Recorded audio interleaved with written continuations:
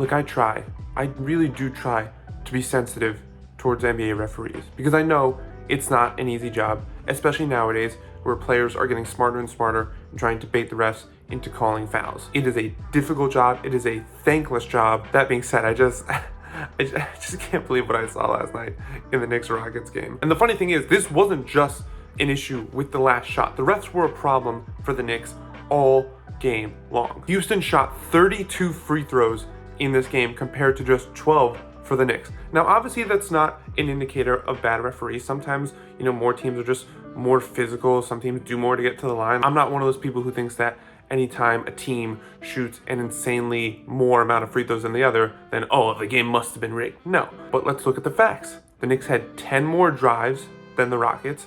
The Knicks took 6 more shots in the paint than the Rockets.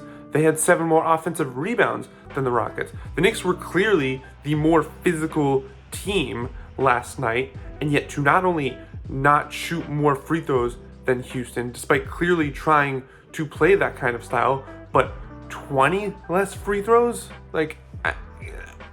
Come on. And then we get to that last play, and I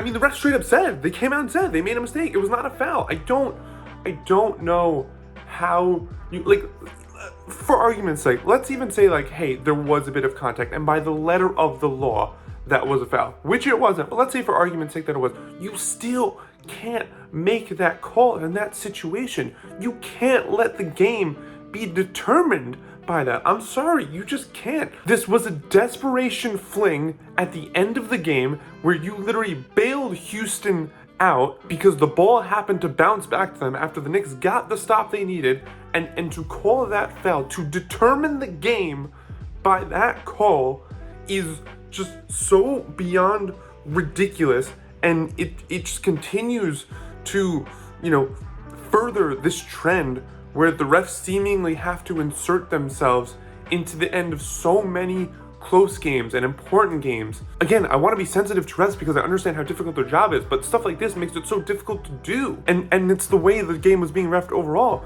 where, again, despite being the more physical team on offense, the Knicks just seemingly couldn't get a call. And then to punctuate it with that last shot foul call attempt, I mean, it was, I saw people on Twitter saying it was the worst ending to a game ever, the worst game ending call ever, and I don't know if I disagree with that. It was just such a gross way for that game to end. Is this what you really want as a product? Again, if he legitimately fouled him, he legitimately fouled him, and that's Jalen Brunson's fault. But he didn't foul him, and even in the most extreme examples, maybe, okay, he lightly grazed him. I'm sorry, you just, go ask any basketball fan on the planet. You don't let a game end like that with what the ref literally said was marginal and inconsequential contact after the shot. Obviously, I'm a little upset that it happened to the Knicks and that the Knicks lost. It was their third straight.